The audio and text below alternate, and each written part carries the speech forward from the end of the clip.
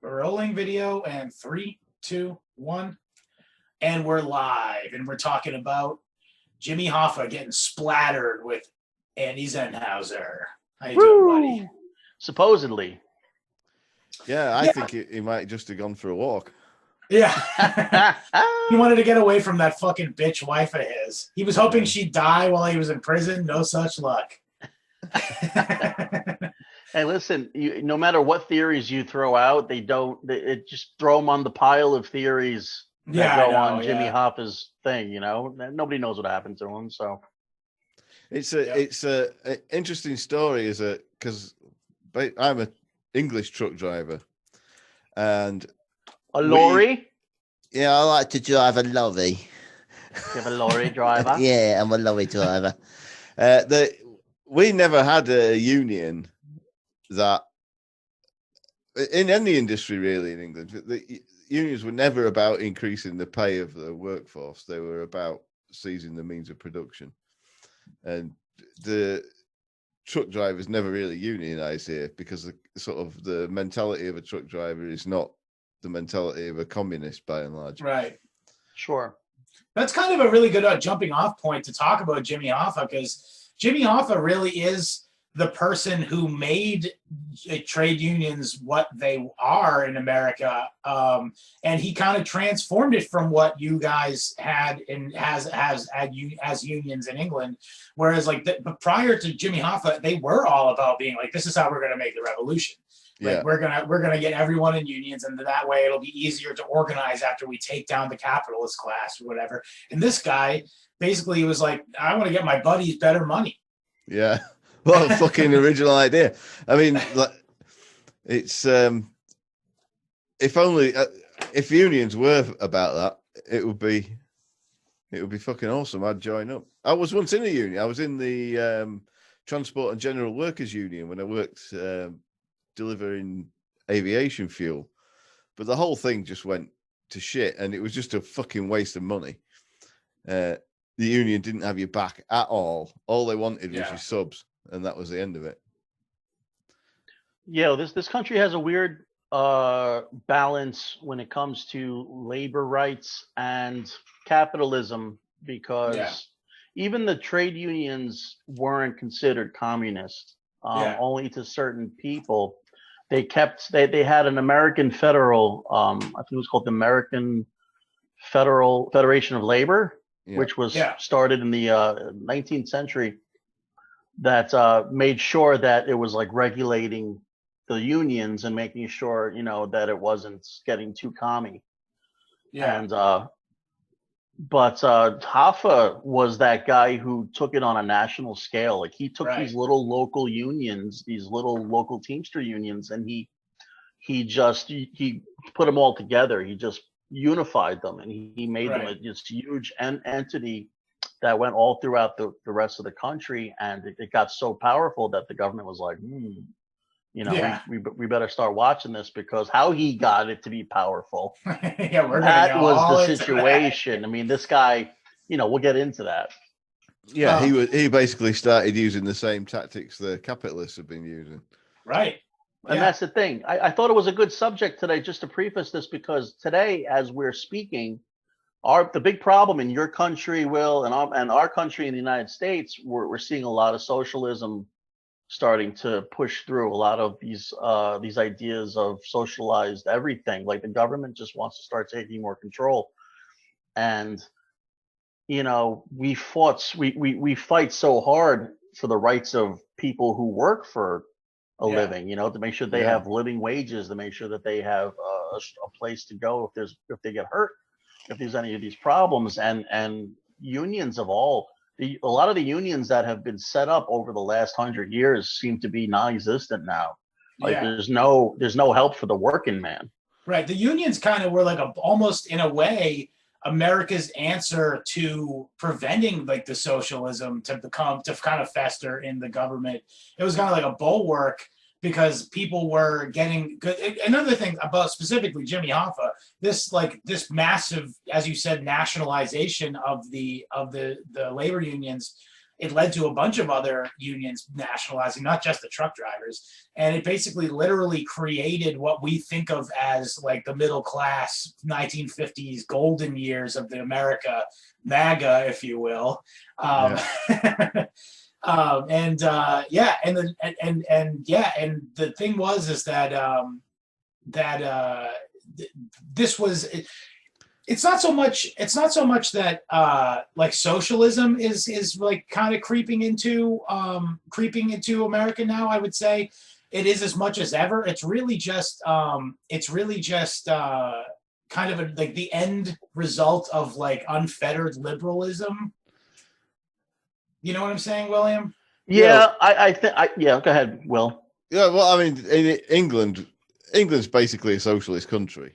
It is. It's just sort of by tradition, we've had a certain, there's been a strong tradition of Enlightenment values, which have slowly been going by the wayside since, I guess, since the internet was invented, and since the end of the actual last socialist regime. Yeah. I mean, it was good. Things were pretty good for a little while in terms of personal liberty, and that things were getting better. And I can't remember who it was, but I was talking to somebody about this, somebody of about my age, born in 1970. And it's like, I think he was maybe a little bit older than me. And he was saying, well, you know, about the time you were born, things were getting freer and people had more choices and liberty, and it kept on going like that right through until probably the 90s,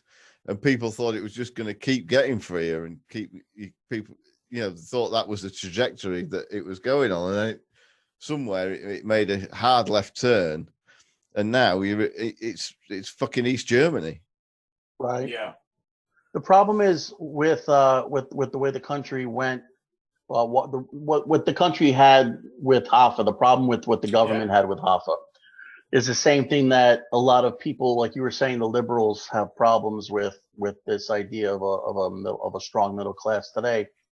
Harder to control. There's dirty hands that are being greased in order to get this thing going. I think there's a lot of dishonesty. There's a lot of there's a lot of bribing, blackmail, crime that goes along with this thing. Yeah. But in the end game, these people were making great wages. You know, it all trickled down to the workers.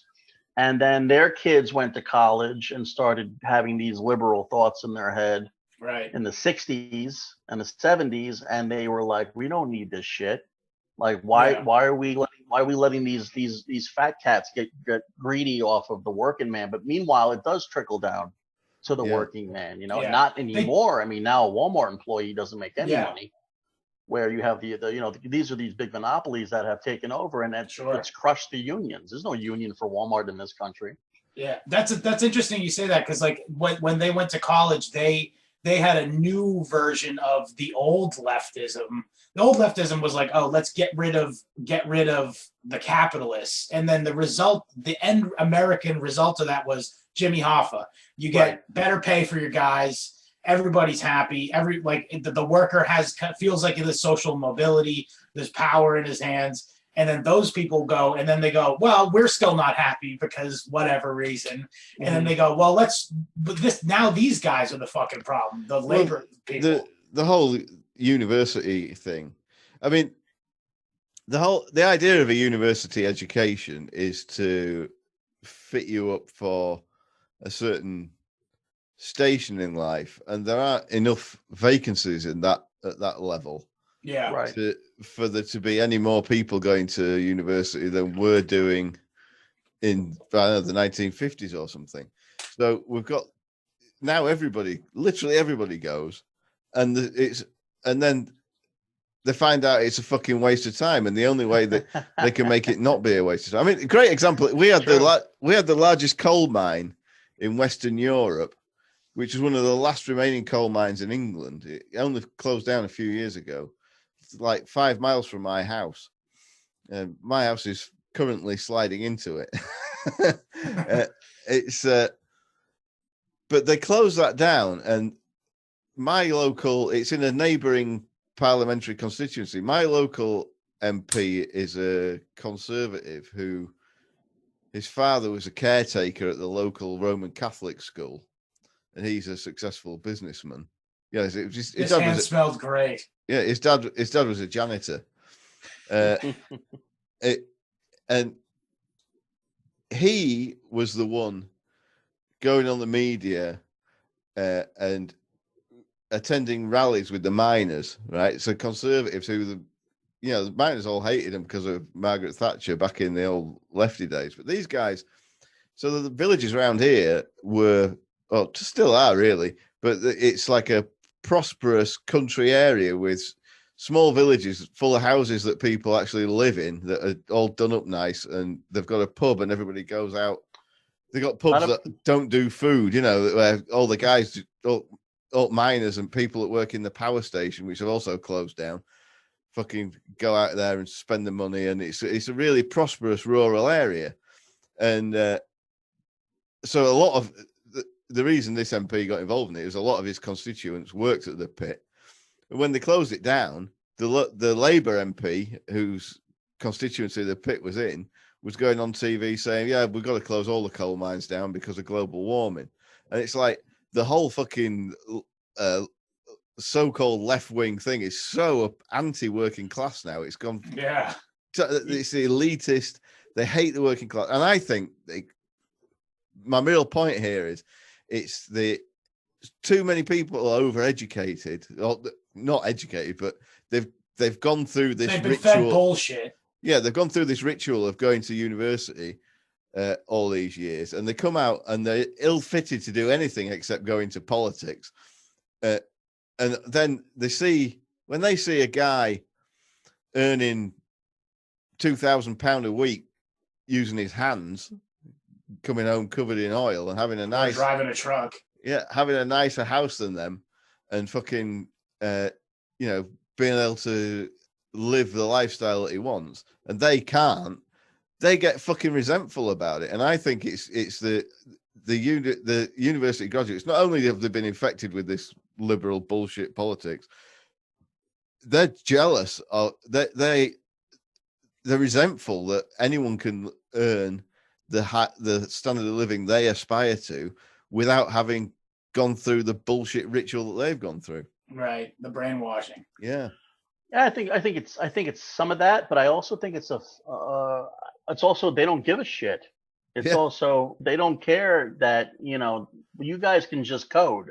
Like it was that old saying a few years back: "Learn to code, asshole." Yeah. You know what I mean? It's like, no, we need people to dig ditches, and we need people to mine coal. We don't have a abundant resource for energy. Like they just cut the pipelines in America. Right. They got rid of all that. About 50,000 people are out of work now because of that. And they didn't have a plan before that. They just decided to. He got in there, like when Biden got in there, he just signed all these orders willy-nilly and didn't think about the foresight of where these people are going to go. Maybe we should retrain these people to do something else. So it's a labor job, but it's towards a cleaner source of energy. Nope, let's cut this down first. Make all these people unemployed. And then we'll worry about the mess in 20 years. Well, they're just joining the millions of fucking service industry workers who are also unemployed. But it's it seems to be more than a coincidence, though, guys. It seems to be like some sort of big plan to make everybody really dependent. Well, you must have been listening to this podcast. I'm in the right place. Yeah. These are my people. But that's why Hoffa is so interesting, because this is a guy who grew up poor. Working class. He worked his whole life. I mean, if you guys want to start getting into Hoffa. Yeah, no, that's a great jump off point. He was born in 1913 and very interestingly named Brazil, Indiana, to the family of Irish and Polish family. And the father was, bring it all back, coal miner, and he died of black lung when Hoffa was only 7 years old. And they moved to Detroit, where there's more work. You should have worn a mask. 2 masks. You got to wear 2 masks. Yeah, you're right, too. My bad. Yeah. You don't want to get caught without the second one. And Will makes a good point. Yeah, he left school. He dropped out of school in the 9th grade and started working. And this is, by the way, this is very lucky of him because this was in the heat of the fucking Great Depression in the late 1930s. And he got a job working for Kroger, still existing grocery store chain for Yep, our I've heard of international it. listeners. And was unloading trucks. And by the way, this is something interesting is that the way it worked at the time, like we always talk shit about fucking like I have on this show gone out of my way to be like fucking faggot labor. They're always fucking whining about a fucking tough situation. Listen, it's America, that kind of attitude. But I didn't realize how fucked up it was, how much power that these employers had, especially where unemployment was so high due to the Great Depression, but they would only pay them for the seconds of the day that they were taking shit off of the trucks. And while they were while they were waiting for more trucks to come in, they would have to clock out and not get paid to sit there all fucking night. So it's like kind of fucked up. It is. So for sure. What Hoffa did was he said, I got an idea. And this is also, again, this is when the labor movement was happening. And by the way, as we mentioned before, was a very serious, hard left kind of revolutionary thing. But he came up with the idea, like, let's take half of the strawberries out of this refrigeration truck, put them on the dock, and then say, we're not putting them, the rest of them away. Yeah. And risked, a lot of money at that time. I'm sure that is one of the more, during the Great Depression, I imagine that the strawberries was a massive fucking luxury. So that was like a huge, and so basically Kroger, they ended up, they caved and they gave like a pay increase. And I don't know exactly what the stipulations of it were, but it was like considered a massive turn because it was like Kroger had never conceded to any demands prior to that. Yeah, but they haven't really changed their ways because they've cancelled My Pillow, haven't they? Kroger. Yeah. They did they now? Okay. because Mike Lindell. I didn't realize that Kroger still carried disputing pillows the these election. days. Yeah, I guess so. Yeah. Well, if you use that pillow, if you sleep one night on that pillow, you start hating Jews. Yeah. I must have had that pillow for a really long time. They had to cancel that. Don't use my pillow. He was 19 years old, I think, when he first started doing his first strike against Kroger's. Like, right. Here's a guy who's 19 years old. It's 1932. The Depression is in the heat of the Depression. I mean, this guy's lucky enough to have a job, but like you said, they don't pay shit. Yeah. You know, these people are at the will of these big corporations, and to knock these guys on their ass like that is a big deal. Right. And people but I mean, these labor unions have been around for a long time. It's just that they're always fighting against themselves. Like, there's always like these fights to be like who's in whose territory. It's almost like a gang war that these trade unions were fighting. So it's kind of funny how, it was kind of a communist idea, but at the same time, it was all about money. It was all about. Even the best union is going to be a pain in the ass because it's just another layer of politics, isn't it? True. Well, it is, but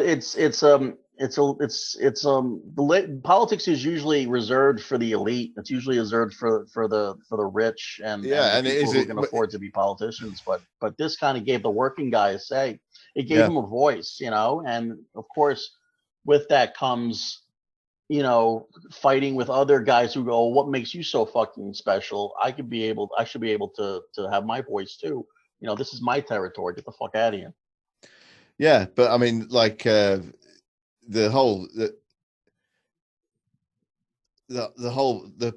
problem is that it always ends up being a union leader becomes a way to get rich, and it attracts the same people, ends up attracting the same people as get attracted to all other kinds of politics. I think people start out. It's like being a cop. It's like I think a lot of people start out with the best intentions of doing things, and then the reality of the job sets in. Sure. I think also, of course, that power starts to corrupt you. Yeah. You see all the money coming in, and control is an amazing incentive. Having power over people God, I mean, look at everything going on now. It's just this idea of being able to control things.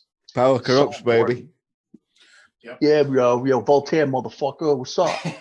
In the hizzy. In the Husas.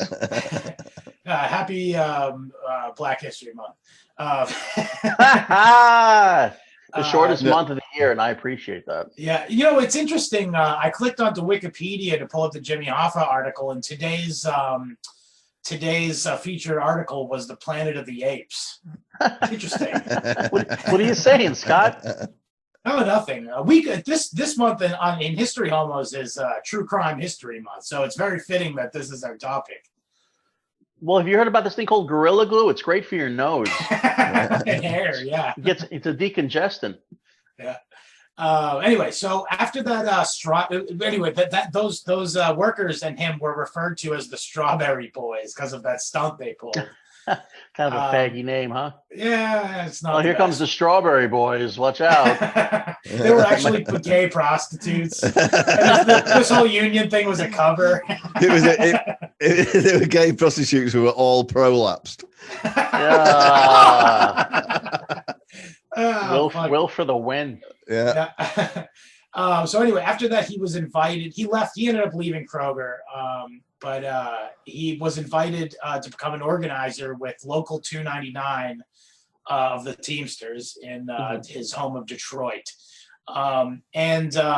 So basically what happened was, well, here's the thing, what was going on at the time. So Anthony, you alluded to something about how the union started using the tactics of the owners of the companies. Yeah. Because it was namely employing mob muscle. Yeah, or in a lot of cases, very famous cases, the Pinkertons. Yeah. But basically, so Hoffa was a pretty smart guy, even if he wasn't like educated, kind of alludes to what we were talking about before, by the way. So he saw this tactic and said, I'm going to go to these guys, go to the mob and be like, no, you're working for us. You're on our payroll and you're going to prevent people from fucking with our pickets and stuff. And also, like you were saying before, Anthony, that it was kind of like a gang, like these turf wars between unions and stuff. So like there was kind of a need for people to get their hands dirty in those kind of deals, I suppose. So this was a really nice fit for like the Detroit Mafia was like one of the biggest ones, I believe. It was kind of a holdover from the bootlegging that was going on during Prohibition, because they just went right over the border to Canada across the Detroit River or whatever. Forget about it. And so anyway, basically he started so he sort of kind of really came into power at this point. He kind of sidled up to then President Dave Beck, and is that Jeff Beck's dad? No, it's Beck's dad, like the loser. Was this before or after he came out with Loser? You both made the same. Well, yeah. Anyway, though. But Jeff Beck isn't that guy, is he? No, Jeff Beck played his dues in the pubs of London. Yeah, he was like an English musician. Yeah. Was he a lorry driver? No, he was a grocer. He was a cunt. Yeah. So he was selected. So basically, he was like a rising star in the union, and he caught the attention of the guy who was at the head of the Teamsters. And you mentioned before that this was a time where they kind of combined a bunch of disparate unions into all under the umbrella of the Teamsters. So the fact that he was able to broker this kind of ensured him a spot near the top.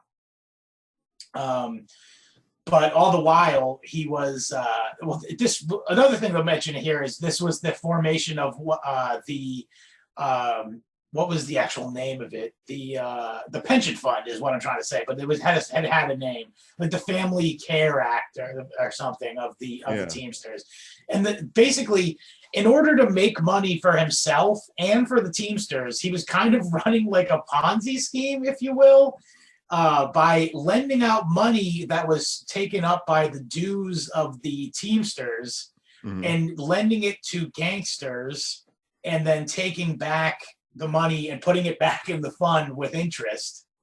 And of course, not reporting this any sort of, although I suppose that there must be some kind of tax exemption status for pension money in a union, now that I'm thinking about it. Yeah. Well, especially if they don't know they're taking it. Yeah, that's exactly. the big deal. Like, there's no, it's not like it's out in the open that they're giving this money out to, like, Meyer Lansky or somebody to open up the Flamingo in Vegas. The gold nugget. Right.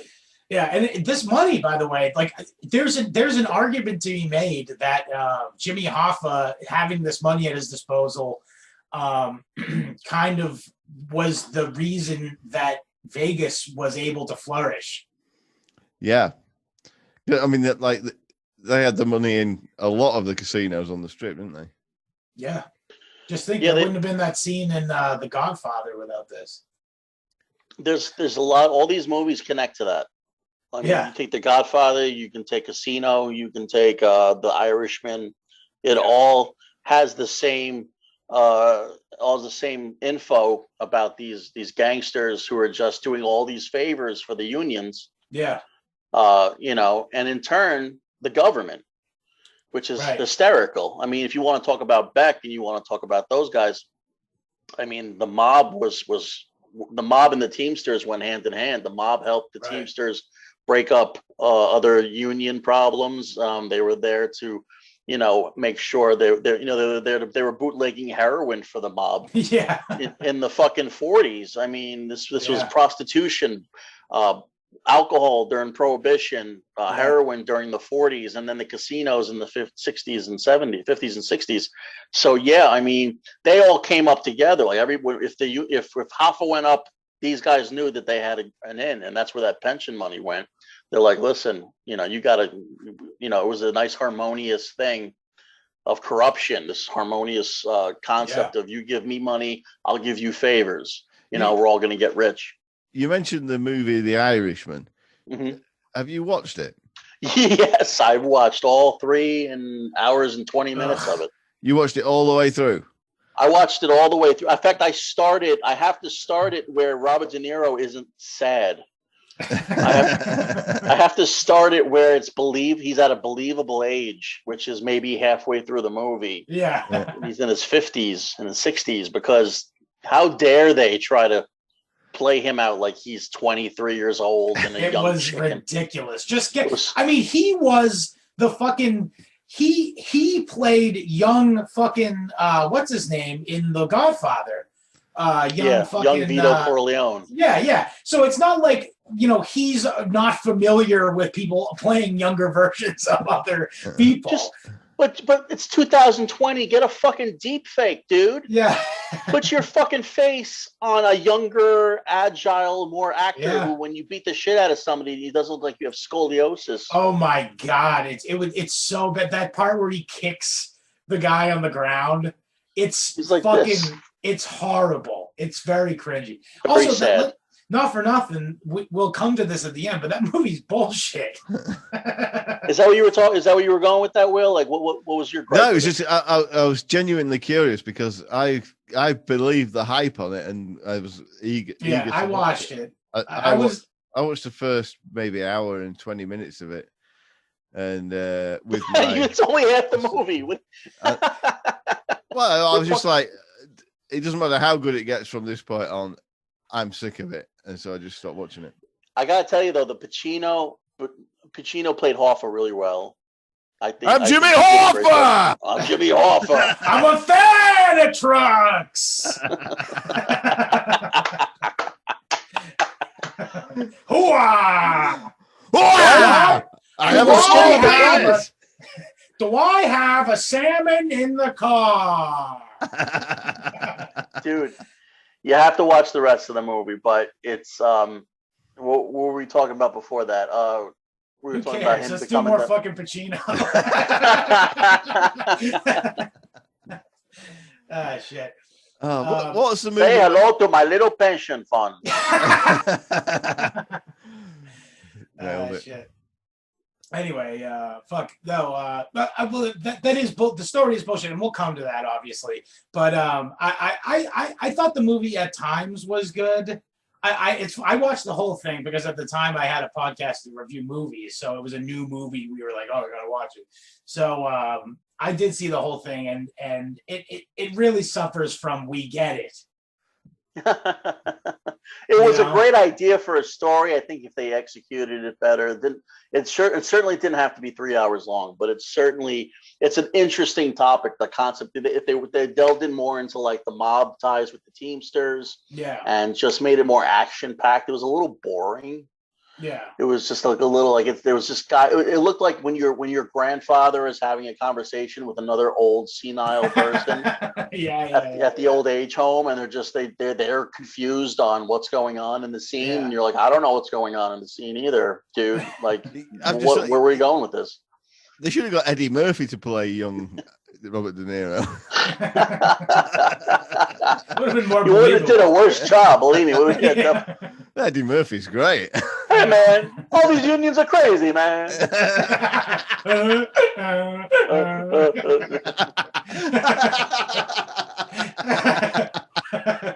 Anyway, I'm so glad he hasn't come out with that special he signed up for yet, because you know it's going to be a letdown. Yeah. You think so? I honestly think he's got another card up his sleeve. I think he's got one more trick in his hat.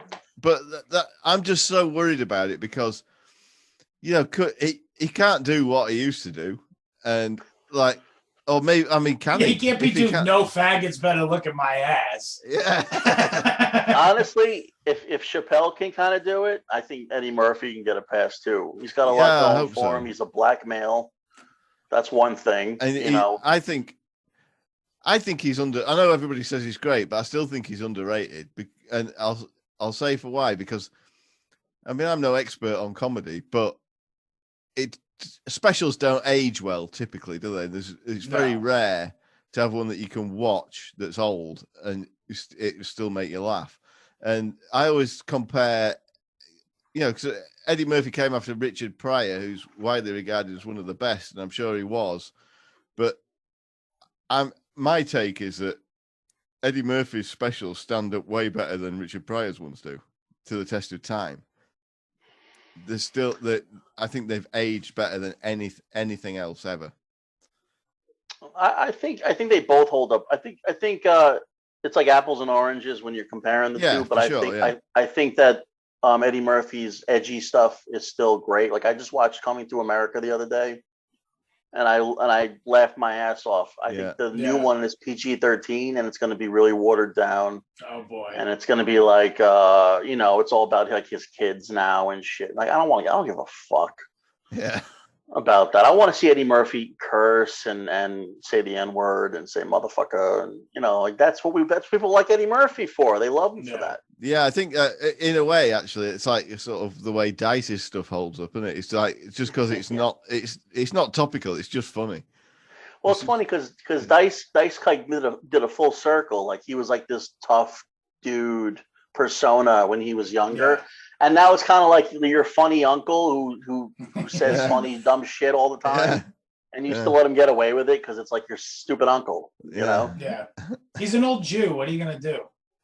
Right. But he's like that guy. He's that guy at the pool going, hey, he's like, you got nice tits, baby. Like, Uncle Dice. Come on. I love your tits. The only guy funnier than Dice is Anthony Cumia doing Dice. Yeah, for sure. Shout out to the legend. Yeah. Anyway, so basically, here enters some local heroes of my area, the Kennedy brothers.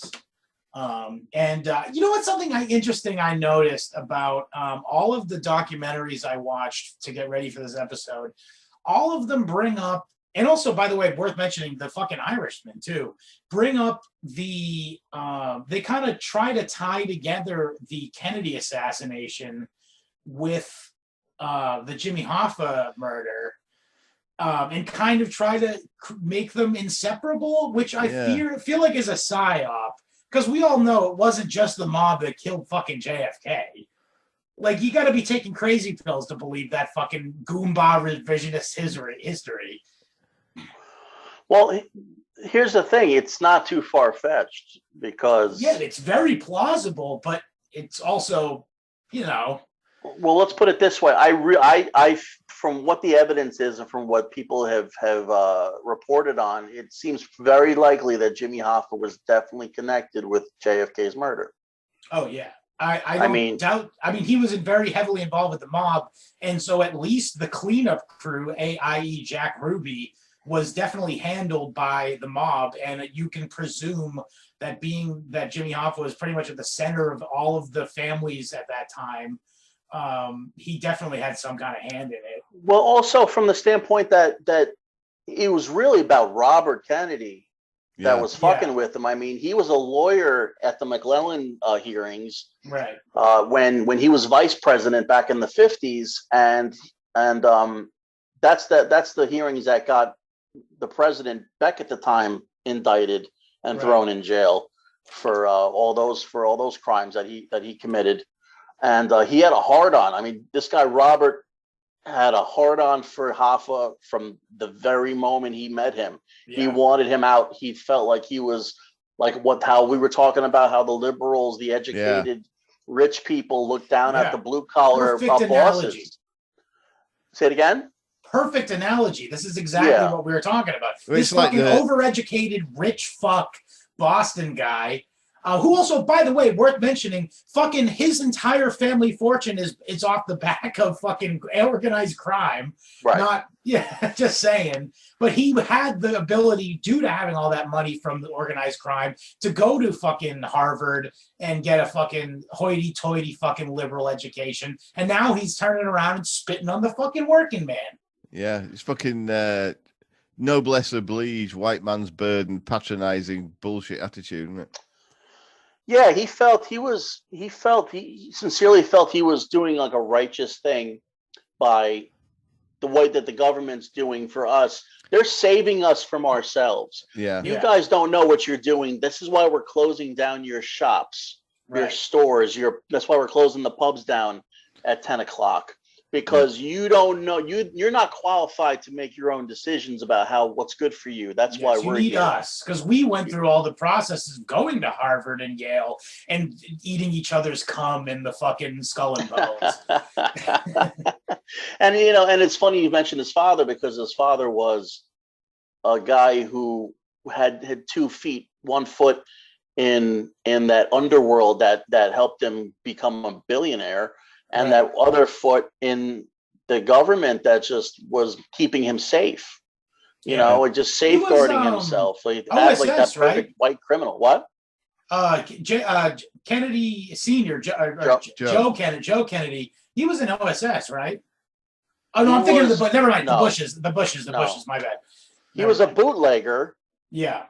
Who got his kids into politics to legitimize it, kind of like the way Vito Corleone wanted for Mikey. Yeah, that's true. And they said you saw that documentary Killing Hoffa, right? Yeah, we watched that, yeah. Where it was like, he would give $1 million to the church.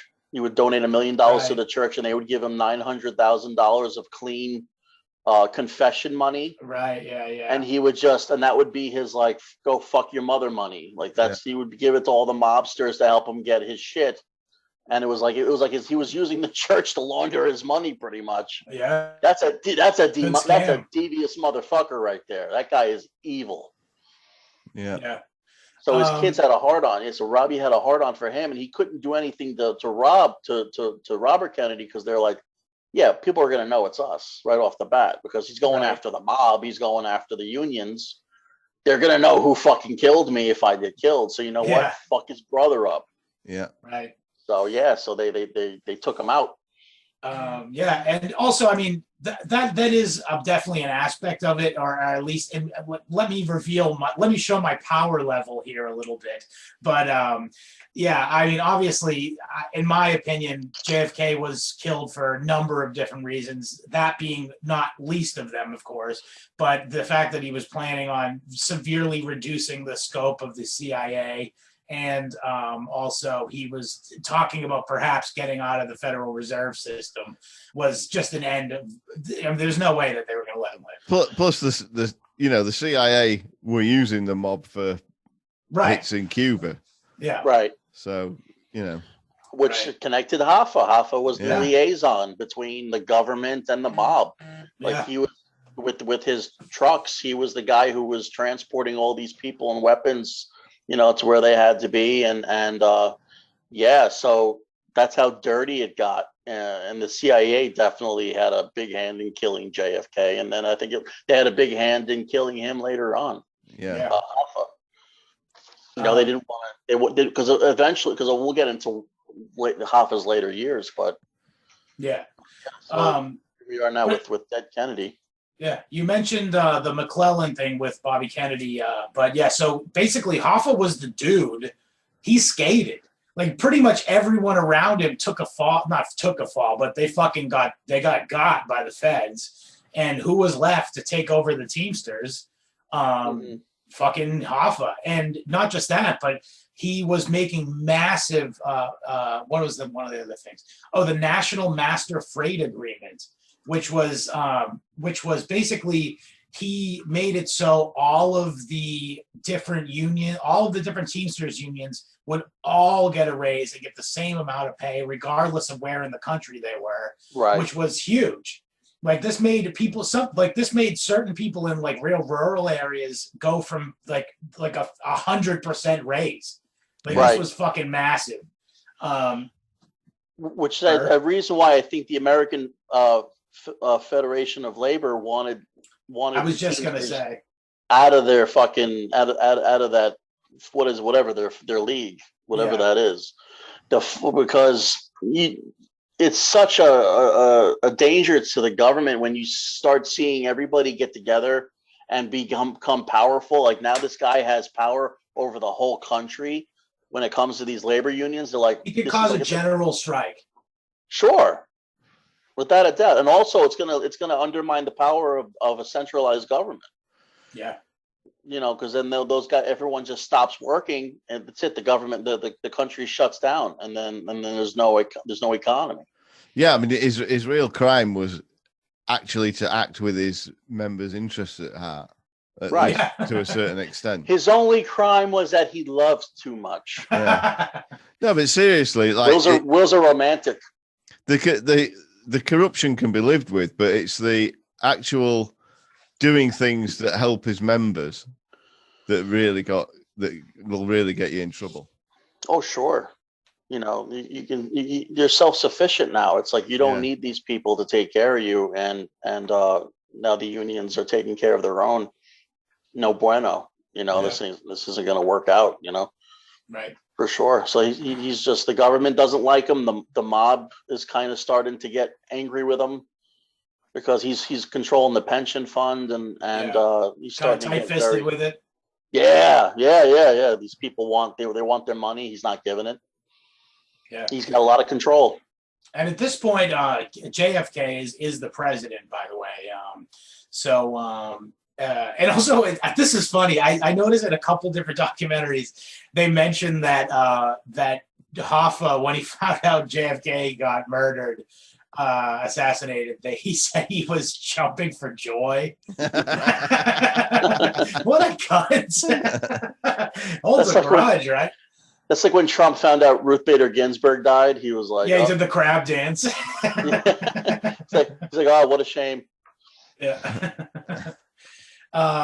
What's it called though? So he had died. And meanwhile, by the way, Bobby Kennedy was the what the fuck was district attorney general, attorney general for the entire attorney general. Government. Yeah, right. And it's funny also. There's a quote of Hoffa's that he said that something like Bobby Kennedy hasn't represented a single case in the court of law. How could he be the highest lawyer in the entire country? It's true. You know? Yeah. Yeah, it is true. But anyway, so he, again, as you said, had a fucking hard on for him. I also think at this point, the Teamsters specifically under Hoffa's direction were kind of switching to the Republicans. They endorsed Nixon in the 1960 election. And partially because of shout outs Tricky Dick. And shout out to Nixon, much love, rest in power. Yeah. What's it called? So I love Nixon just for his take on Bohemian Grove. It's yeah. What was that? He said it's about the faggiest thing I ever seen, Henry. That's like 5 times I said that in the show now, by the way.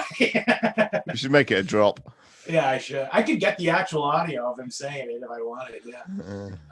But anyway, so Bobby Kennedy is, again, you said hard on for Hoffa, and some federal charges came to him for misappropriation of what's it called? Pension funds. Pension funds, right? And it ended up going to a mistrial. Because he used some of his mob goons to lean on a juror, of course. Yeah. And so that went to a mistrial. He was not convicted of that, but that jury tampering he did get convicted of. Yeah. And he was given an 8-year sentence for jury tampering, and then to add insult to injury, also. Meanwhile, he was running for this is the funniest thing to me. He had already been fucking convicted of jury tampering, ran for fucking president of the Teamsters, won by a 3-1 majority. Wow. and then after that, to add it, they tacked on another 5 years for mail fraud for receiving the money. I'm assuming. Right. He fought it for a while, and eventually ended up being like, "Fuck it, I gotta go to federal prison." And he went into jail in what year? 1969. I believe 1964. Oh no! I'm an idiot. Sorry. He spent the next 3 years while I mentioned before that he had been running and winning election again. Fighting it in appeals court, and finally in March 7, 1967, he went to Lewisburg Federal Penitentiary in Pennsylvania. 67, right? Yeah. And Frank Fitzsimmons, which was kind of his right-hand man, if you will, kind of he was like a schlub. Yeah. He wasn't as tight with the mob. Although I guess he was somewhat tight with the mob, but not as didn't have like a relationship with them the way that Hoffa did. Well, he didn't at first, but then, because I think he was only supposed to be the acting president of the Teamsters while he was serving his sentence, but it turned out that he was starting to take on the role of a mobster Santa Claus. Yeah. And he was giving away these fucking pensions willy-nilly, man. He was just giving them up whatever they wanted, and they were keeping them happy. Right. So he was in there. By the way, also worth mentioning, he was in there with I believe that Provenzano guy. Tony Pro. Tony Pro. He was in jail, and they got into a fucking fist fight in jail. So this became a personal issue with him fucking being in the hot seat with the fucking mob, because he got into a fucking argument in prison with a guy who was high up in there, and he's a main guy. Yeah. And so when he eventually did get out, they were not pleased with him. Well, that's kind of silly. That's hysterical, because he was the guy who got that guy Tony Pro the union leader position. Yeah. At a local Teamsters union in Pennsylvania. I think he was New Jersey. He was a New Jersey union, and he was the president of that local union thanks to Jimmy Hoffa. He was a friend of his, forever, thanks to Jimmy Hoffa. You know, they were just friends. And then all of a sudden they had this problem. I mean, from what the Irishman said, it was about him losing his pension fund because Tony Pro apparently was in jail for extortion. And Jimmy Hoffa was in there for fraud, but for some reason Jimmy was able to keep his pension when he got out. But Tony Pro lost his like $2 million pension or something. So they fell out with each other, and that's kind of like the beginning of the end for old Jimmy. So he spent 3 years in prison, and during this time, as I mentioned before, the Teamsters were buddying up to Nixon. And as part of them endorsing Nixon again for the presidency, the Fitzsimmons guy kind of negotiated for Jimmy to get Nixon to commute his sentence. And in 1970, I think he got out of prison. Great year. Yep. Oh, yeah, he was. I think I think they also leaned on Nixon because they were so done with the Kennedys. Oh yeah, it was kind of like a big fuck you to the Kennedys, you know, and the whole Democratic Party, because you see where that was leading. In fact, that was probably the beginning of the end for the Democrats and what they started representing at that point. Yeah, you know, I mean, you look at JFK from some point of view, where if you're like a black civil rights activist, you go, oh, he was amazing. John Kennedy was this amazing guy who he was going to bring the whole country together. He wanted unity and peace. Meanwhile, if you ask any mobster or blue collar guy, they're like, fuck that guy. Yeah. He was a rich boy tool, and his brother was a piece of shit. His brother was a rat fuck, you know, and it's like, and we're glad he's dead. But that's the way it was in this country. And now the people who used to be Democrat, like you were saying, those union guys who that's what you associate socialism and communism kind of with, the more of a, taking care of the poor. Well, this is the roots of all this identity politics shit as well, because it was around that time the communists started to realize they couldn't rely on the working class. Yeah, Frankfurt School. Yeah, that they had to develop new classes to advocate for, because the one that they were supposed to be advocating for didn't like them. We're too conservative. yeah. They've yet to hit that problem with Latinos and Muslims, but they will. Yep, they'll get there. Will, we look at your country, and it's almost like seeing the future. Yeah. You know what I mean? Like even Canada and places that are more socialistic, you just see the way that you're able to shut things down a lot better, like a lot more efficiently, and just stop people's lives in their tracks. And the way that London was handling immigration for the past few years, with the Islamic migration. That's EU shit. It's also it's London not just shit too. True. It's global, really. But like that, I mean, the irony of that is that that's what you think about London immigration. Now, if you go to London and you've been to Portugal and you don't tell them you've been to Portugal, you can get 10 years in prison, because you've got to go and quarantine yourself for 10 days at a cost of £1,750. That's some Chinese shit. It's fucking, well, literally, yeah. But like, and if you misdeclare where you've arrived from, you're liable for a 10-year prison sentence, as announced by the fucking health secretary. Like, as if, like, suddenly that's the job of the health secretary, to start locking people to figure up. To figure out prison sentences. Yeah, well, that's the same. That's the same as a social worker taking care of police work, dude. Yeah. Absolutely. It's the same thing. What a let them eat cake statement that is. Let's defund the police. Well, what are we going to do about crime? Send in a social worker. Who gives a fuck? Who will be raped? Yeah, who will be raped? I'll rape that motherfucker. No, but I mean, it's putting the experts like a big in fuck you. The experts. There was a big scandal here in the, I guess, early 90s. A doctor called Marietta Higgs, who's still gainfully employed, by the way, by the public sector in health. In fact, I think she runs a health authority down in the southeast, but this was up in the northeast.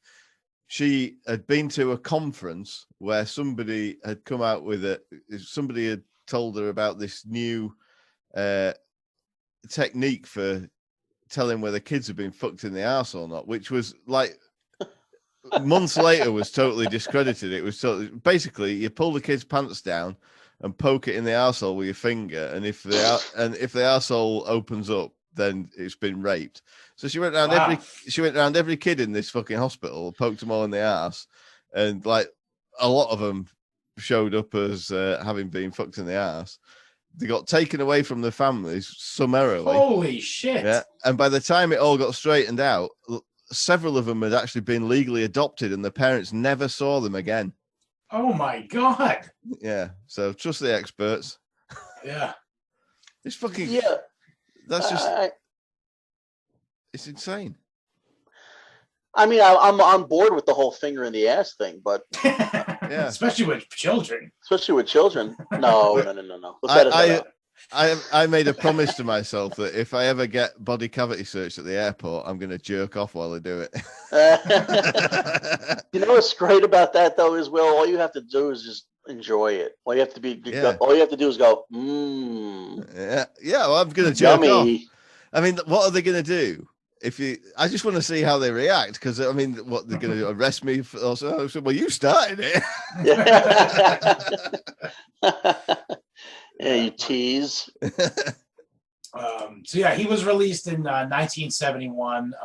One of the stipulations of his commutation was that he wasn't to be able to engage in direct or indirect management of any labor organization until March 6th. March 6th, 1980. Yeah. Which he wasn't on board with. He was like, no bueno. And it's funny too, because they also gave him a one-time 1.75 million lump sum termination benefit from this is what it's called, the Teamsters Retirement and Family Protection Plan, which is the name of that. Let's figure out real quick. Hang on. That's when 1.75 million was a lot of money. Yeah, well, I'm about to find out exactly how much it is now. All right. I mean, you couldn't give me that pocket change these days. I'd be like, come on, get the fuck out of here. I don't get out of bed for less than 1.76 million. Yeah, he just knew too much. I think in the end, he just knew too much. You know, the CIA. $11 million. Oh, that's $11,302,000. Yeah. That's $11 million, which is comfortable living. Let's put it that way. Yeah. You can get through the rest of your life pretty comfortable with $11 million now or then. Yeah. But that was not enough for him. He was his whole, and it's worth mentioning too, that in a lot of the documentaries I watched about him, like all of the people around him in his personal life mentioned that he never drank, he never smoked, he didn't really care for golf, or didn't have any hobbies. He really just liked working. I was going to say he was like Trump until he got to the golf. Yeah. Yeah. They kind of there's some allegory to be made there. Yeah. Yeah, for sure. Well, he was a guy. This was his baby. He felt like he made this union. He felt like he did though. Well, he was a big part in it. I mean, this Teamster Union, if you want to go back, this shit started in the 1890s is when the trade unions really started. But when he came into play, he took it to a whole new level. I mean, the name Teamster comes from because it was a team of horses. Yeah. Right. Yeah. So it started back then, and it was always corrupt. I mean, there was always a situation where these guys were taking money and bribes from the local mobs. You know, that there's just existed, and Detroit especially was one of the most crime-ridden cities, like from the beginning of when it was created, for whenever that started. But you know, it's one of those situations where he felt he took it to where it is now. This is my baby. I raised it, and now it's this national phenomenon where there's millions of followers. We're so powerful, and these guys loved Hoffa. Yeah. They loved him. This was a guy who was synonymous with union, with keeping their jobs, with being able to get sick days, to get sick pay, to be able to have medical insurance. I mean, what other fucking country does that? Do you know what I mean? Not many, you know what I'm No, saying? absolutely, Like, yeah. not in this capitalist country. So this was his it was almost like it was his it's like taking his name. It was all his name. So it's like, you slander Yeah. me off this, you're ruining my name. This is mine. I'm not leaving this. And they were like, we got to get this motherfucker out of here. Yeah. Pronto. He figured he could ride off of his name, like you said, in order to figure out a way to like get to nix that stipulation that he wouldn't be able to run again. And also part of his ploy was really like, we're gonna clean up the union. We're gonna get the fucking mob out of this. And we're just gonna be all about fucking negotiating with the companies and stuff. And so there is some speculation, and I think there's pretty good evidence to say that Hoffa was starting to talk to the feds about maybe fingering some people in the mob in order to get what he wanted in order to be able to run for president of Teamsters again. Not only the mob, but also CIA agents. Yeah, everything. Who also he was had going to their bring fingers. the whole fucking house down. Right, exactly. Right. And he had the fucking ability. He was there on the ground floor of potentially the Kennedy assassination. Definitely the fucking attempted Castro assassination. He knew names and he knew where the fucking bodies were buried. So he was a major problem for all kinds of different interests and all across the country too. So and not least of which was so basically, I guess that we can assume that we're going to come here to his untimely demise, of course, but the mob people and perhaps some clandestine organizations in the U.S. federal government, who knows, got together and decided we gotta stop him. We gotta kill fucking Hoffa. So the Giacalone brothers, who were the bosses of the Detroit family of the mob, approached Hoffa to say that Tony Provenzano wanted to make peace with him, and set up a meeting for them in Bloomfield Township, which is a suburb of Detroit, at a restaurant called the Red Fox. Macus Red Fox. Shout out. I wonder if Shout it's out there. Nixon Fox, West Side. That'd be a sick restaurant. I would hope that that survived the COVID thing. Yeah, it only has one X in its name, though. Anyway, so Hoffa went to meet this. So the meeting was supposed to be on July 30th, 1975. He went to the meeting at 2 p.m., was stood up, and was pacing around the parking lot. And by the way, it's worth mentioning that fucking Hoffa was a household name. Everybody knew who Jimmy Hoffa was. So people noticed that he was around. And he even went into a hardware store and made 2 phone calls, the last of which being to his wife. And then went back outside and was picked up in a, what kind of car was it? It was a Mercury or something. Yeah. It was a big ass Chrysler. No, it was like some sort of Mercury, Dodge Lincoln Mercury, Impala. Yeah, I'm trying to, it should just be here. What the fuck? One of those fucking badass 1960s A cool fucking car, cars. like out of a Scorsese movie. Yeah. That shit you wouldn't get in England. You get those little dinky cars with the weird fucking license plates on them. Yeah. Your license plates are weird. Okay. Those are normal.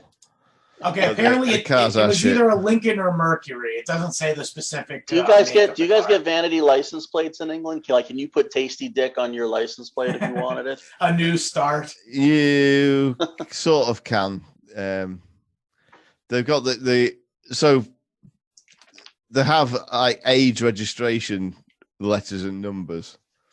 So every year the registration plates have a different format. So, and they started out ending up. They started that in 1963 with them. It would be 3 letters, and then up to 3 numerals, and then the letter A, and it went through the alphabet like that. And then they started putting the year letter at the beginning in 1983 or whenever that was. Right. And then after it got to the end of that in 2001, they started putting 2 lots of letters and 1 set of numbers in the middle, which was the year. So you can get combinations of numbers and letters that look like words.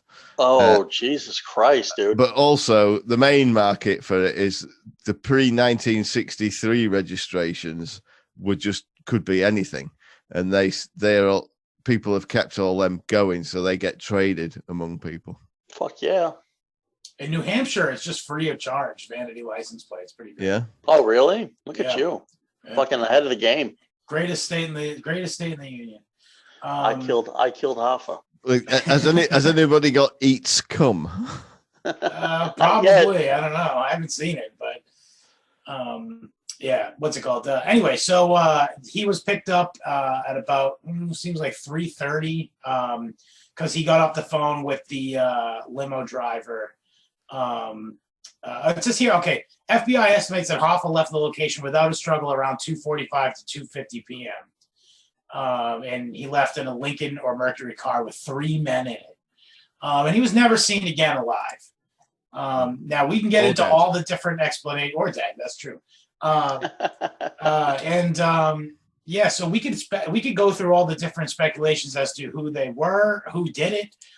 Initially, the police thought it was this guy named Chucky O'Brien, who had been like kind of a retarded son to Hoffa. Right. Because he was driving around in. He sounds like an Irishman in every British comedy. Yeah. Did he do weather forecasts? Here comes Chucky O'Brien. Oh, Chucky stole the ladder again. I think Frankie is Scottish, actually, but the MacDonald. Oh, Frankie who, McDonald? Yeah. Oh, the autistic weatherman. First of all, I want to say on your show, and I'm going to say it on In Hot Water next week, he was our guy on the Creepy Corner. We stole your fucking bit. We listen, Frankie belongs to the world, okay? I think Frankie typed in looking for us one day, and it was during In Hot Water, and how could they resist? Yeah. Taking him on, it's going to be cold today. He's not Irish or he's Scottish. You're right, because he's from Nova Scotia, so he's Canadian with Scottish. That's why it's MacDonald, which is kind of a tip off. Yeah. Right, and I think will attest that he looks like an average Scotsman. Yeah, pretty much. There's a weird thing about Eastern Canada is how people. I mean, Frankie McDonald doesn't sound Scottish, but like we did an episode with Colin Tyrrell on the potato famine. Good guy. Yeah, great guy. Funny dude. Yeah, very. Watched some people doing interviews from wherever it was they took them there with Halifax, I think, or wherever it was. Right. And the Irish, like, these are people whose families have been there for fucking hundreds of years, and they still talk like they're from fucking Limerick, That's funny. It's true, though. Unbelievable. That accent, that's a very distinct accent they have in Nova Scotia, and Vancouver and all those like Eastern Canadian places. Yeah, for sure. Yep. And I love Frankie, but much love to Frankie McDonald's. But I mean, I think Chucky O'Brien. I honestly think he's genuinely an artist. I mean, like you. Like he's faking it, like Kaiser Sosa? No, I don't think he's faking it. I think it's real. It's from an artistic place, though, or it's from some kind of place. It sounds like artistic. You know what? People who have him on the show. Sometimes they break his balls and they treat him like a retard. But this motherfucker has 200,000 fucking YouTube followers. Yeah, he's an outsider artist. He's really fucking funny. Guy acting like a cow is a brilliant. I mean, it would be. Most people could make that bit funny, but it's thinking of it, isn't it? I had a dance off with him on my show. I don't know if you saw that. No, there was one episode. If you check out creepycorner.nyc, you can check out my Patreon page. But I have all my shows there. But there's one with Alexis Guerreros where I dressed up in a headband and and a leotard, Nice. and we already arranged the dance off, and he remembered, and he's dancing. It's like in the middle of winter, February in Nova Scotia, and he's dancing, and I'm dancing in the studio. I got a headband on, and we're playing flash dance in the background. Dance. She's a maniac, and we're just dancing, and there was like a great moment in Frankie McDonald history, and nobody seems to remember it, but I'm gonna make it shine. Yeah, well, we'll have to look that up. Yeah, I'll send you the clip later. Yeah, that'd be great. So anyway, Chucky O'Brien, not Scottish.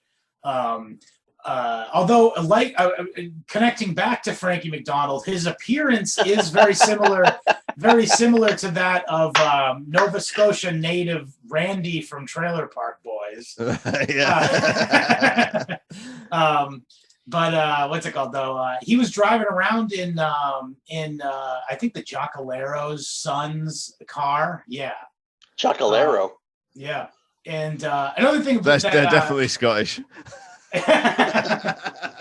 What were they called? The Giacolinis, the Giacomo brothers? I believe it's Jocalero, but Jocalero brothers. No, Jocalone. I'm sorry, I sound like a fucking asshole. Yeah, it's fine. I didn't know it either. Some kind of fucking dumb Ginzo name. The Jackaloni. Yeah, Jackaloni. That's half Scottish, half Italian. They either sound like plumbers or a trapeze act. Yeah, and the Jackaloni brothers. Jack alone, don't we all Jack alone? Jackaloni with your baloney. Tony Jackaloni was actually what? It's just such a funny name. It is funny. That's going to be me when I get in bed in 5 minutes. I'm going to be Tony Jackaloni. He made a real show of himself down at the athletic club, and he wasn't known for like talking to people, but he went up to strangers and said, "Hey, what time is it? You got the time?" Clearly establishing a fucking alibi, by the way. Right. So Chucky O'Brien, he ended up having the and I think they touched on this in the Irishman movie, is that he was bringing over a bunch of salmon to someone's house, and because of that needed to clean the car because salmon blood was getting on the seat of the car. Even though later it turns out that in both the trunk and the car and the back seat there were hair fibers of Jimmy Hoffa's found.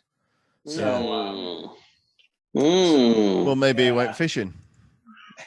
Yeah, maybe. Well, and funny because in the Irishman it was his son who had the fish. Yeah, I think that might have been one of those like, let's just use something real, to flesh out the story kind of things. I think so, but I think it also they didn't want to take away the narrative that Frank Sheeran was the guy responsible for killing him. Sheeran or Sheeran? I don't know. Is that Sheeran? Frank Sheeran, yeah. Yeah, well, you'll get to that in a second. But yeah, so Chucky O'Brien might have been that guy, but they also think that Frank Sheeran was the guy who he claims to have killed him. Yeah. Right. Even though they feel like his story's been debunked by him, on other occasions. Just a guy trying to sell a book or something like that. And then I think he claims he's done a lot of things, hasn't he? Yeah, Sheeran had written, the thing that's interesting about him was that he had already written a book about all the awful shit he'd done in his time as a trade union guy for the mob. Didn't sell, and then he was about to die of cancer and was, by the way, penniless. And he wrote this book, The Irishman, I Heard You Paint Houses, which is the title of the book. And of course, because in the book he claims that he killed Jimmy Hoffa, New York Times bestseller. Right. So you could see the fucking motivation as to why he might have, embellished a little bit. And maybe he did. I mean, who knows? Yeah, I think some of the federal judges who worked on the case in at least one of the documentaries I saw said that there's no fucking way that they would ever employ a member of the mafia, even as associated with the mafia Frank Sheeran was and did dirty shit, but they would never employ someone to do something so high profile if he wasn't definitely someone trusted who would never go and sell a book on his deathbed. Oh, you make a fair point on that. Yeah. And also, I think part of it, and this is in the movie, by the way, is that they cut a private plane and flew him around Detroit to a farm, killed him. And apparently that just couldn't have happened because even if it was a private plane, you'd still have to talk to the air traffic controllers because it's around Detroit. Yeah. Like, there's no way they could have undetected done that. There was another Irish guy they thought did it. This guy named Roland something, right? Roland. He was big in the Detroit mob scene for a long time. In fact, I think he was the liaison who went down to Florida to set up the whole Bay of Pigs deal, right, with the CIA. And they say that he had a farm somewhere. He owned a farm, and that's where. Oh, the McMaster guy, I think yes, you're talking about. Yes, Roland McMaster. Roland McMaster, yes, exactly. Yeah, and that in 2006 they ended up trying to dig up his farm, and to no avail, of course. But the going story is that they looked at the map upside down. Oh shit! Yeah, so they were looking at the wrong place, but who knows? I mean, maybe he's still there. I mean, he's certain. Another thing is fucking Kuklinski, the Iceman, claims responsibility for killing Hoffa. And I mean, he had the connections to the Genovese crime family, for certain, and he did exactly this kind of hit all the time for the mob. Well, I would imagine something like that, where they would get a guy who's totally not directly connected with those other mafia guys. Yeah, kind of just like a ringer they would bring in to do it, and can get out, and then there would be a harder to pin on.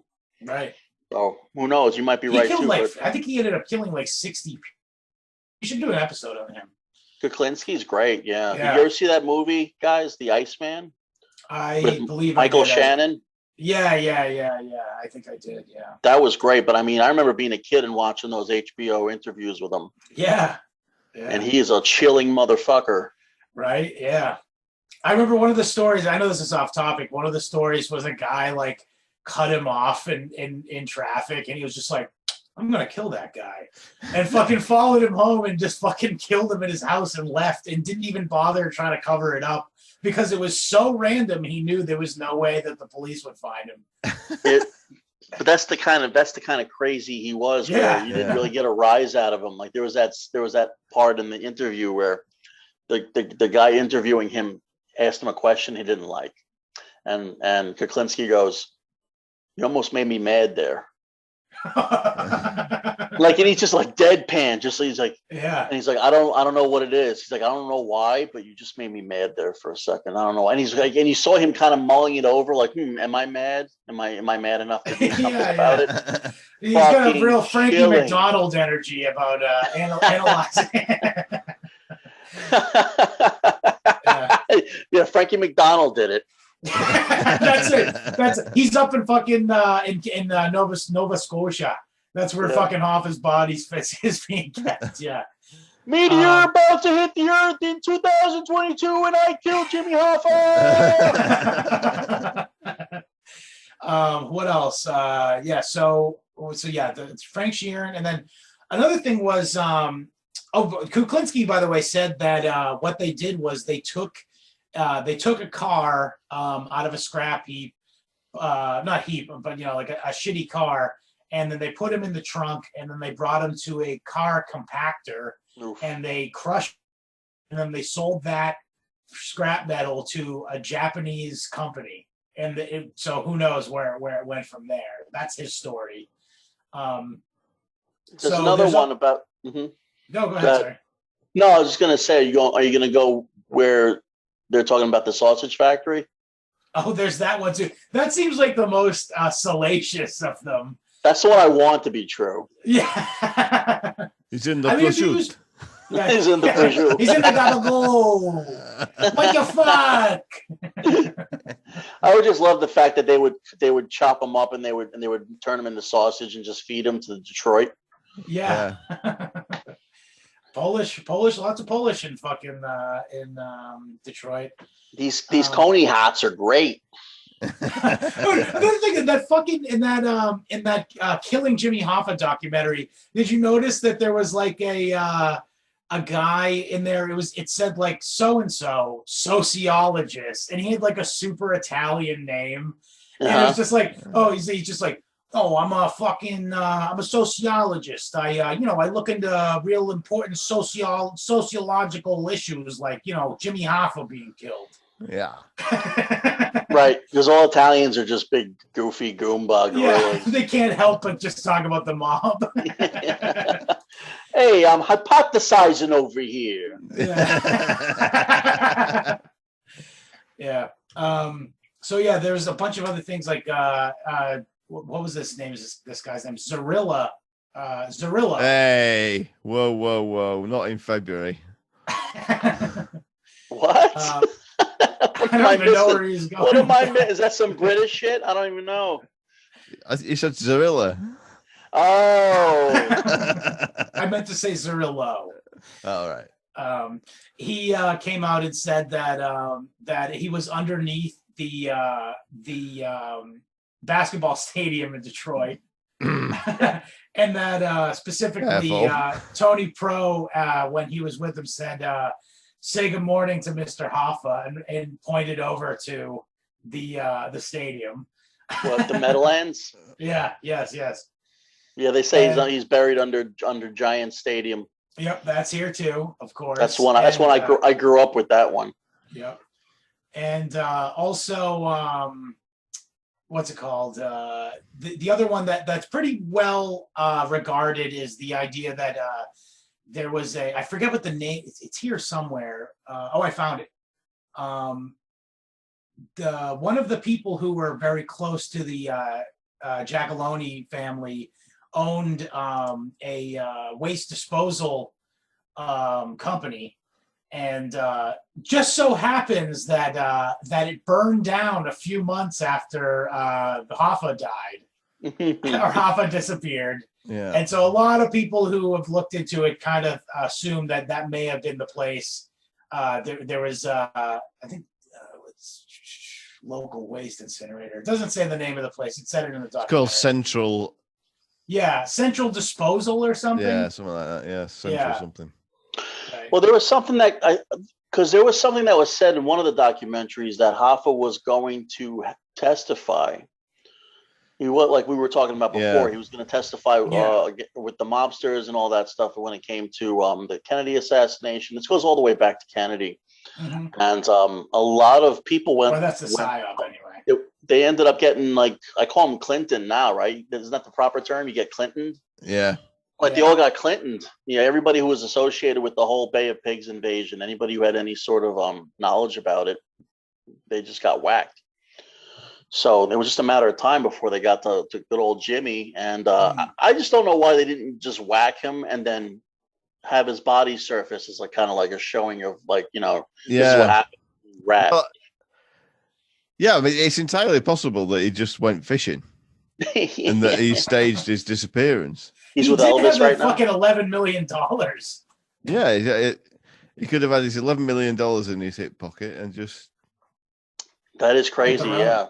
Or maybe he did go into witness protection. Actually, Will, you're not too far off, man. It could have been a witness protection thing but he didn't get to testify. That's what I don't understand. Like, he never got to the stand. So the feds never got what they needed. But it's just amazing to see how many people became FBI informants in the last between the 1930s and the 1970s. People just start, like, that's what really took down that whole underground mafia. Yeah. Not as amazing as how many people have become FBI informants since January the 6th, 2021. Yeah. Is that a source? What do you guys in England think about that? I can't speak for anyone else because I'm a hermit. I don't talk to anybody. But I personally think that anytime government buildings get occupied by people, it's a good time. Right. And that's a very sore subject in this country, even though we're getting off topic, but Scott can attest. Oh, yeah. They're it's synonymous with traitors and insurrectionists and Right. That's all a psyop, though. Well, the problem is a lot of people buy into it. That's the problem. Yeah. I mean, the fact that these politicians got shook up is great. I mean, I love when politicians don't feel comfortable.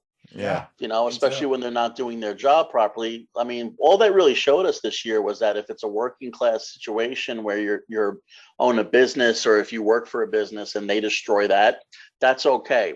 The government will be all for that. But once the government starts once they start knocking on the government door, then all of a sudden it's like the FBI is on it, the CIA is on it. You know, these people are Nazis, they're insurrectionists. This is the building where they write the orders to go and send a robot to kill children at a wedding. Well, you're not quite right about that, William. Was that the plot? White House? Well, was that the plot to Short Circuit 3? But they delegated their power input. I'm going to input a Hellfire missile into these Muslims. But Willie 5 is alive. That's the place that's got responsibility for it. They delegated the power to the executive, and they've, you know, that's where that happens. And they're the first people who call you racist, and they're the people who murder brown people. Right. So exactly. Fuck them. And they flip. Thank you very much. And that's coming from a country that we did the same thing to. Yeah, exactly. I mean, what's the difference between, you know, like, you're going to have to denounce fucking Paul Revere, aren't you, if you're going to denounce? Well, they do. Yeah. Yeah. They do. Like this, everyone's on blast right now, dude. Like, you got to understand, like this, that's why I see us and your country, your country and our country, we were like the beacons of freedom. Yeah. For a long time. I mean, people would come to England and they would come to America to escape persecution, to find work, to live a life. And these are the same people who I believe still love their country. Like, a lot of immigrants come here and they love their country. But I mean, a lot of the people who live here now who've been first and second generation. It's the immigrants aren't the problem. It's the fucking Bobby Kennedy types that are the fucking problem. Yeah. It's somebody's pulling the strings in there, and they have an agenda, and everybody's getting real fucking distracted with everything else going on. I've been saying on the show for a few weeks now that I can see in the not too distant future the place where people like us are going to be going to Russia or China to live a more comparatively free life, because that's the problem. Like, you know, Chinese government controls a lot of things about your life, but it doesn't care whether you smoke or if you don't like this or that group of people, or if you say stupid stuff. As long as you're not working against the Communist Party, they're fine with it. Right. And I think that kind of brings everything back to what we were talking about with Hoffa. You guys have to remember, these unions, these unions were formed in the streets. Like, people were fighting each other. There was bloodshed to try to get these workers their rights. And now we're so complacent. You know, we're not going to fight like they used to. There's not going to be mobs in the streets fighting each other and killing each other. Hey, look, 50 grandmas went into the Capitol, and they're acting like it's 9/11 again. Yeah. Oh, for sure, man. Those people, they were like your drunk fat uncle, you know. Yeah, and a bunch of feds too, by the way. Right. Who just wanted to hang out and just, you know, I mean, they're saying weed. That they were trying to assassinate. They were trying to assassinate the fucking government. But let me tell you something. There were so many protesters there. They would have been slaughtered. Like, that would have been a real coup. Like, if they wanted to take over that Capitol building, they would have been able to take over that Capitol building. Easy. For sure. Easy. Either that or they were just faking the fact that we're the strongest military in the world. We can't take care of our Capitol building. Yeah. You tell me there wasn't enough people there with enough machine guns, and just in case there was some sort of, you know, it was all a bunch of punch pulling, and it just was an agenda. So that's what I got to say. I'm not sure that I have fully articulated the show. I usually like to give some space between the event and me commenting on it. But I mean, in my personal opinion, I think the entire thing was an orchestrated move to kind of credit any sort of right-wing populist movement moving forward, because who's got the guns? It's the fucking working class, poor whites primarily, but all kinds of races. But that's the kind of political milieu they fall into. So this is a nice fucking neat way for them to go, look how bad these people are. We'll have a bunch of show trials on the fucking on C-SPAN, and we'll get a bunch of fucking white women going, "Oh my God, can you believe?" And it's gonna, and they can use this. This is just like, it's funny, very apt that they compare it to 9/11, because both of them were orchestrated by the government, and they were used to take away rights of all kinds of people. Talk about discrediting yourself. Yeah. Well, now that you mention it, 9/11 was done by the Jews anyway. Yeah. Well, they did do a pretty good dance routine. They did a dance off with Frankie McDonald on the Queensboro Bridge when they saw it happen. Let me tell you something though. We're losing a lot of our. Anytime you censor something, anytime we're getting censored, it's just going to hurt everybody. I mean, it's going to kill the arts in general. I mean, why don't you just burn books then? If you don't like people saying certain things, why don't you burn The Catcher in the Rye like they used to in the 30s? You know, I think they should. That book fucking stinks. They make you read it. Anyway, I think that's probably a good way to wrap it up. We got a little spicy takes at the end there. A lot of that, ladies and gentlemen. Yeah, you got a little bit of our opinion in that mixed in. Anthony, what would you like to plug? Dude, I already selfishly plugged everything. Creepycorner.nyc is my main website. You can go there and check out video shows that we do. We have 3 Patreon free shows every week available that we always switch up every week to give you a new show to watch. But all our shows are on our Patreon page. I'm also starting a new podcast called Try the Veal. And Try the Veal is it's for entertainers, people who are in the entertainment business, whether you're behind the scenes or a dancer or actor or whatever. Tell us, your best road stories, nice. The worst things that ever happened to you on the road, your biggest failures, your almost moments, your big breakthroughs, like anything you want to talk about. Nice. Cool. And that's just going to be, I assume, on iTunes, Spotify, all that stuff. It's going to be on iTunes, Spotify. Like if you go to our website, all our links are there for our podcast streaming, and you'll get that new show in the Patreon as well. Nice. And you on Instagram, you're the Zen Comic, and is that the same one on Twitter too? It's the Zen Comic. Yeah, I put it on both Twitters. Is the Zen Comic, and then you can look us up at the Creep Fest. Is the Creepy Corner. Are you guys unbanned now, or you were like suspended? It took 3 months. We got unsuspended, dude. I can't believe it. I can't believe it. I thought we were dead. I started a new Twitter handle and everything, but they released us. See, that's what I'm talking about. It's like you're in the gulag, man. Yeah. I've watched your guys' show. You guys aren't a political show. We're not political at all. Not at all. No, we are offensive. I mean, we do that in jest. We make fun of everybody and have a good time, just like you guys do. This is why I like this show. Nobody's safe. Everybody has. Everybody gets to spend their opinion. Will's a maniac. You're a fucking maniac. It's just a fun time. Well, we love having you. Shit. You are the first guest to ask us to come back on the show. I love doing the show. I really do, and I just thought you're welcome back anytime. Thank you, man. And you guys are great, man. I'm going to have you guys on the show very, very soon. And this show I want to dedicate to a good friend of ours, Happy Go Becky.